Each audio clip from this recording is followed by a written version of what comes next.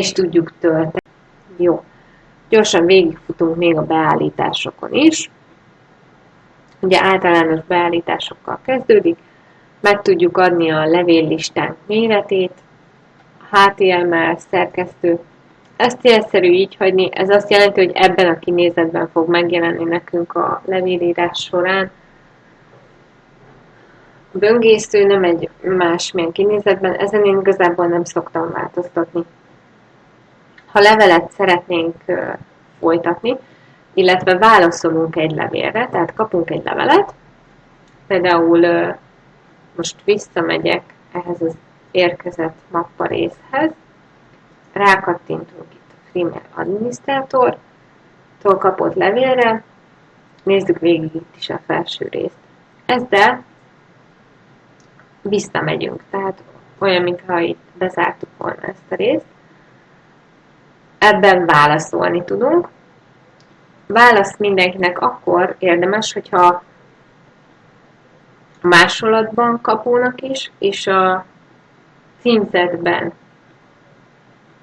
szereplő személyeknek is, illetve a feladó személyeknek is válaszolni szeretnénk.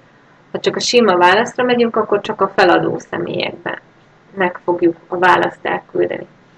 Továbbítani akkor érdemes, hogyha egy teljesen más személynek szeretnénk a levelet elküldeni, úgyhogy a feladó és a másolatban szereplők erről ne tudjanak.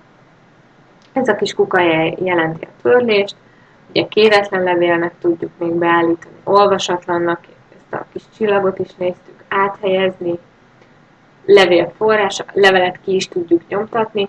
Hát én azt javaslom, hogy tényleg csak amit nagyon muszáj, azokat nyomtassuk ki.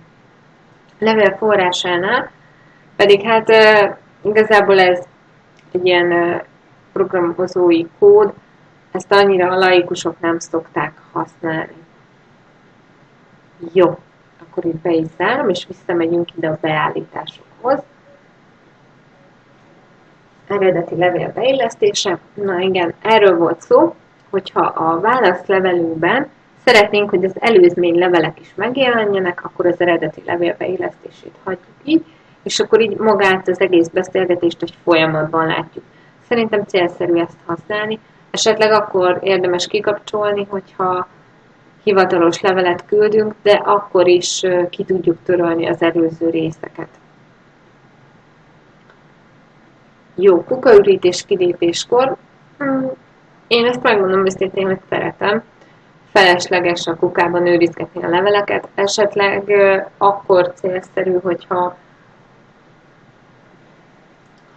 még nem vagyunk biztosak benne, hogy amit kitörlünk, csak hiányunk volt és töröltük, és később még szeretnénk ezeket átnézegetni, akkor ne állítsuk be. Most egyelőre akkor én nem elhagyom. A csatolmány előnézete látszódjon-e?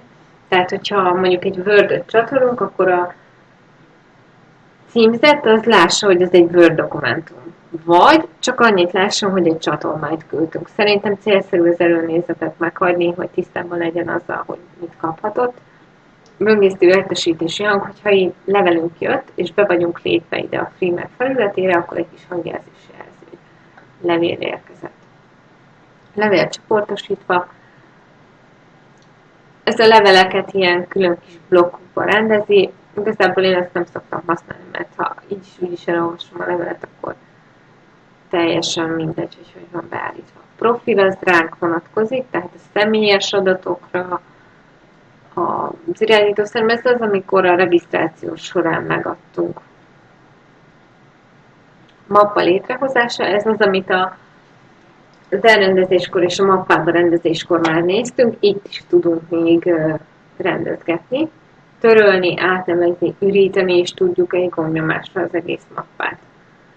Így tudjuk a kukát is üríteni, és tudjuk a rendszermappát is, tehát amit mi létrehoztunk, és érdekes még ez a közösségi mappa, hogyha Facebookról vagy közösségi felületekről érkezik jelzés, akkor ezt be tudjuk állítani, hogy automatikusan abban a mappába kerülnek, nem a beérkezettek közé.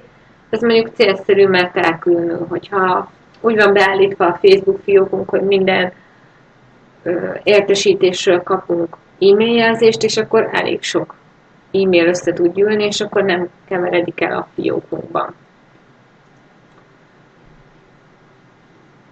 Levelezésnek be tudunk állítani automatikus választ. Ez célszerű mondjuk akkor, ha tudjuk, hogy hosszabb ideig nem fogjuk tudni megnézni a fiókunkat, akkor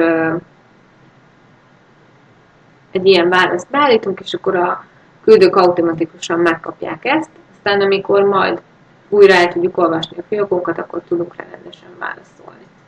Az óriás fájlokról akkor beszéltünk, itt látjuk, hogy 7 napon keresztül 10-szer tölthető le maximum, mert ezeket úgy kapja meg a címzet, hogy neki le kell töltenie. Tehát kap egy linket, amire rákattintva le tudja tölteni a fájlt. Szűrőket tudunk beállítani, hogy bizonyos címzettektől például automatikusan egy mappába kerüljenek a leveleink.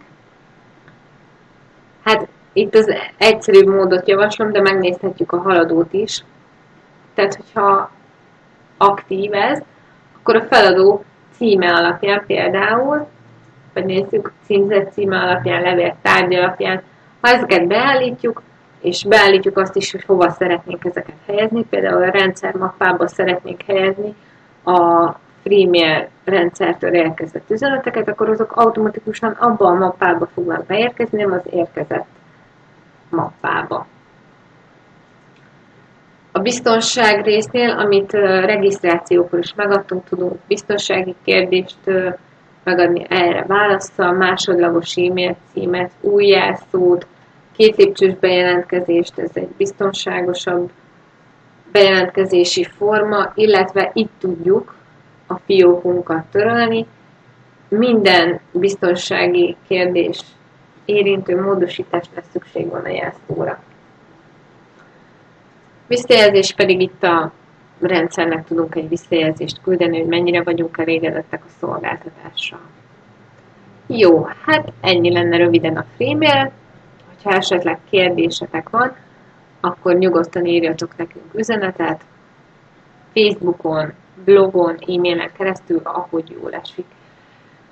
Úgy gondoltuk, hogy akkor a FreeMailről ennyi lenne, és a továbbiakban megnézzük majd hamarosan a Google fiók létrehozását, kezelését, felületeket, amik hozzá kapcsolódnak. Úgyhogy tartsatok velünk a továbbiakban is. Sziasztok!